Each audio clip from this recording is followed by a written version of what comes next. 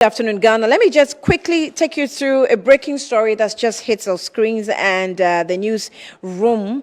It was issued by the Ghana Armed Forces. Missing Ghana Air Force Z9 helicopter.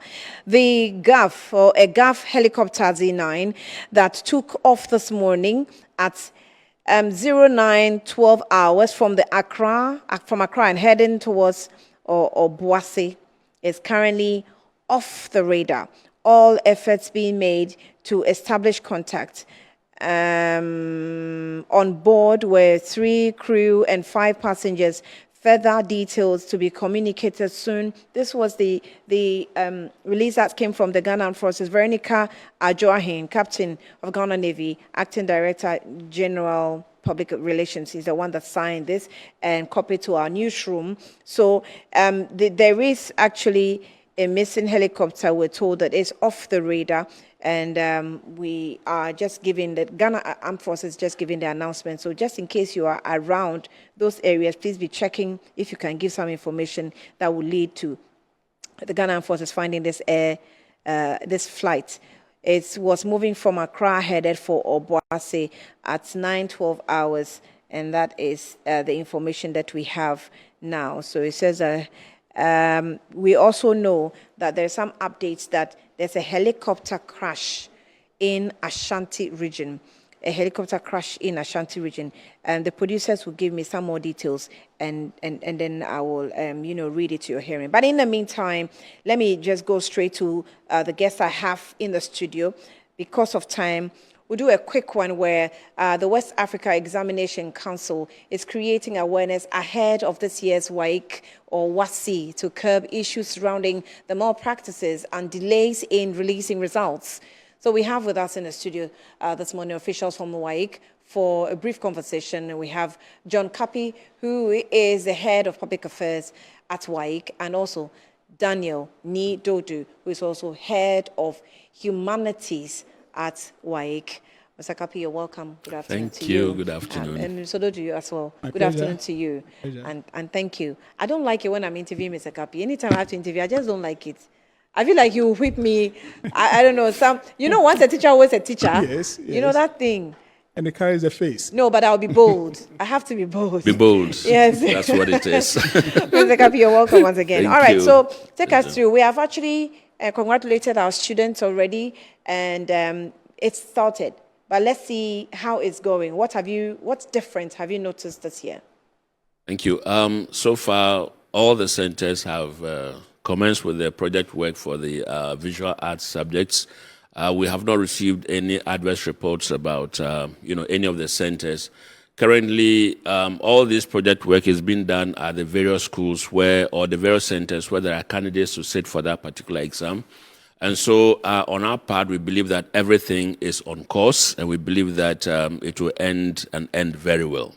Oh, how about Mr. Dodo? What do you think? Yeah, What have you also noticed? Yes, I will take you through the statistics for WASI school candidates for 2025. Okay. This year we have a total of 461,736 candidates who registered for the examination.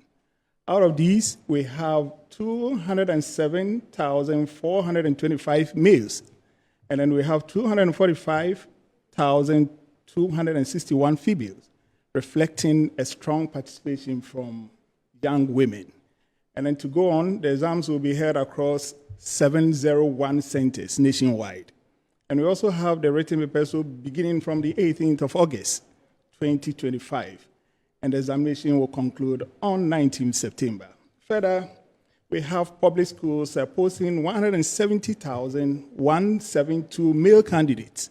And then we have female candidates posted at 195,295 females. And then we have the private schools having 37,263 males and 57,006 females.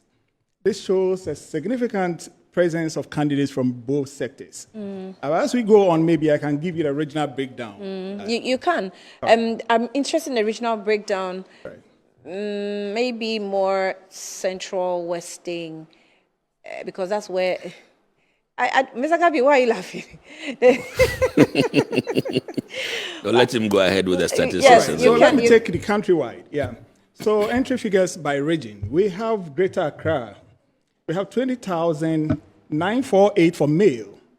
And female, we have 24,929, totaling 45,877 candidates for Greater Accra. Eastern region, we have 64,225. We have Central region, 537,000, 238. And then we have Western region, 33,121. Ashanti region, hosting high candidature. That's 115,982. Bono Ahafo, and Bono East. Combined, we have 61,773. And then we go to Volta and Oti, 35,539. Northern region, we have 29,652. Upper East region, 13,976. And Upper West region, 7,756. And then we break down to disabilities. I think they are very important. It tells you that it's a holistic assessment that we do. And so for visually impaired candidates, we have 86. Hearing/speech impaired, we have 279. For physically impaired, we have 243. Mentally impaired, we have 56. Spastic and epileptic, we have 30. And then we have low vision, 950. I think That's very interesting. Yes. We don't have some for pregnant girls. No, we don't have that yet. It will come up during the exam. Okay. During the you haven't course of picked the up that exam. We haven't information picked yet. that up. The regional managers of education will furnish us with the details in the course of the exam. Okay. In the course of the week. Yes. Mr. Kapi, what do you have to say? You know the reason why I asked, right? Yes, usually when there are pregnant candidates, they do not report these because you're not supposed to discriminate against them. They're supposed to be treated like ordinary or any other examination candidate. Because of that, you don't have that coming up like the statistics that he mentioned. Okay. But in the course of the examination, you come across some of these things at various centers in the country. So yes, they are there. And for as long as they have the ability to write, they are allowed to They're sit in the allowed to examination hall and sit. then write. Because there were some information we picked up, I think, last year, where some children were sent home because they were pregnant. And they didn't allow them. It's Yes, unfortunate. we reported it in the news. Yeah, that's unfortunate. Probably these are local or localized issues, if I may put Yeah. it that way, because the GS rules allow for candidates who are pregnant to go in and write. For BEC this year, for example, somebody even had a baby. In the course of the exam, she went away and came back, I think, the following day to continue. What? Yeah, so these are things that we experience virtually. That was even for BEC. So for us, probably you could expect something, more. More. Yeah. Do we consider like putting nurses, midwives, and stuff like that around? Do we do that? Have you ever thought of that? Oh, yeah, sure. For every institution, there's supposed to be a kind of first aid, area during the exam. Exams can elicit any kind of illness from Exactly, anybody. yes, So actually. for every examination center, we expect that they have a first aid area Right. where candidates can be given some first aid. And if they think that is something that is beyond the first aid, they can seek assistance from a bigger health facility. Right. Now, the issue of malpractices, and what have you put together, and what's the message you want to send to the students? Thankfully, the GES is now hammering the cause that examination malpractice by any individual will not be countenanced. And that is giving WAEC the full strength to go in to fight it. But as an organization, we have put in certain measures. And we are coming out boldly in terms of our sensitization program. We've been around the country sensitizing. We are not hiding anything from anyone. All stakeholders must be brought on board, and we've done that. That's the first step, that's sensitization. The second is to also make the rules available to all candidates, heads of schools, and invigilators as well as supervisors, that wherever we trace examination malpractice, from the top to the bottom will be dealt with. And GES is serious on this. And so we are ready to go in all out for the exam to You know, have sometimes the more this course. practices, the end product or the end beneficiary is the student. But sometimes they are really not the cause. But in the end, they are more affected because then results are held. They have to make some payments. And there was, I think, sometime I was having an interview. I was criticizing WAEC. Why is WAEC always making these children rewrite? They are making a lot of money from us, are they not?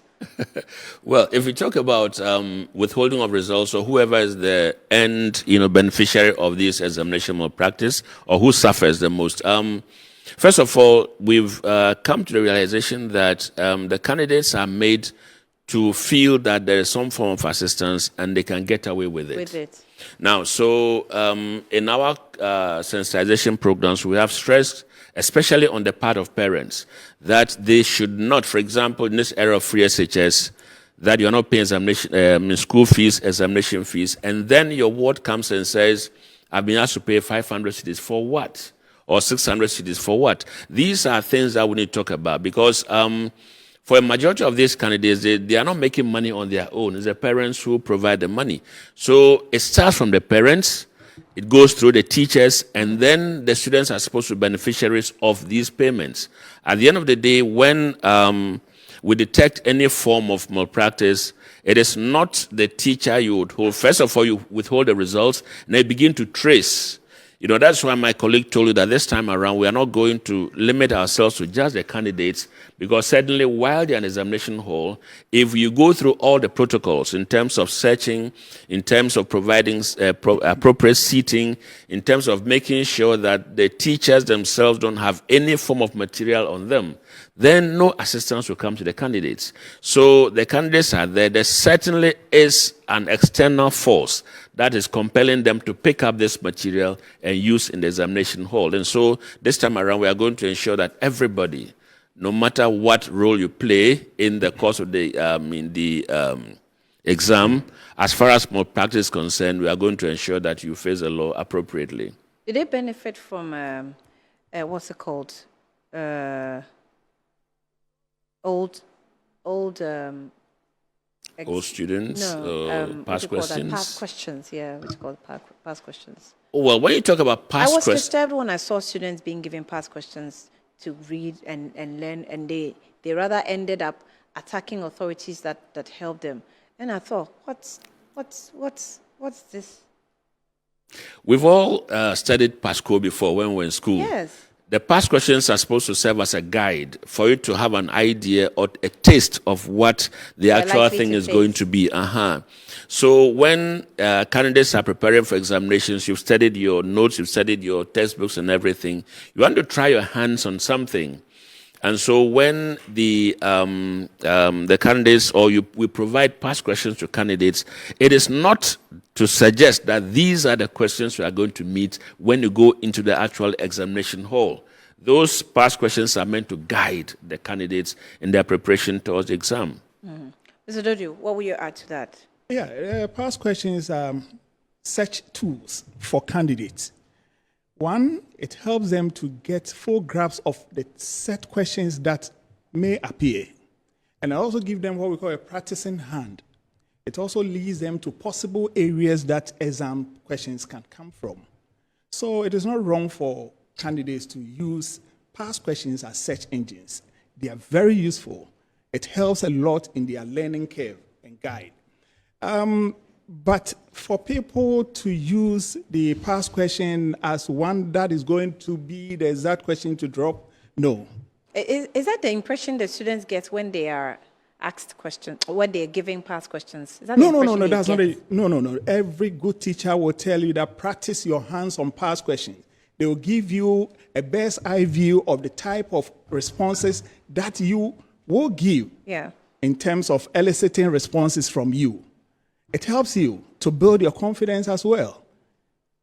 And that is why we give out past questions, or teachers ask candidates to try their hands on past questions. It builds your confidence in the first place, and it also enables you to do what we call speed work with the kind of questions that you are asked. And then also the kind of... but sometimes questions are repeated. No, but there's a twist to it. Always a twist. Yes, twist to it. A word or two may be changed, and it will elicit different response. It will not be the same response. Yeah. Yes. As you. Good. Anyway, so give us your final. What's this year's punishment if you're caught in malpractices? Parents' part, children's part. Those in the chain, in the malpractice chain, did they also face consequences? Yes, Okay. yes. I'm happy that the Director General of Education, in his press conference about 2 days ago or yesterday, mentioned that the Ghana Education Council have given them the full power and authority to punish heads of schools and supervisors and invigilators. Now, the administration of the exam rests on the shoulders of the managers of the school, headed by the headmaster. He is the chief exams officer. So everything culpable will be traced to him. Who else? So that is a starting point. Then we trace to the supervisor, and we trace to the assistant supervisor. That's something different we're introducing this year. No, it's something that has been there, but I think we have not enforced it. But this time round, with the magnitude of exams malpractices, which is affecting the sanctity of our certificate worldwide, we need to hit the gavel, to punish where we need be. And that is what we want to do now. And then I think one route we are taking is to name and shame. Okay. In the dailies, we will not hide it any longer. Okay. And the GES Council says that the GES have the authority and power to dismiss from the service teachers who are found culpable in the WASSCE 2025 that we are about to roll out in terms of the written papers from the 18th of August to the 19th of September. Dismissed it. It's not too harsh. It's not harsh. You know what? Assessment drives everything. Assessment is the building blocks of a developed nation. So if the foundation is faulty, the future leaders will not have any firm foundation to stand on. Oh.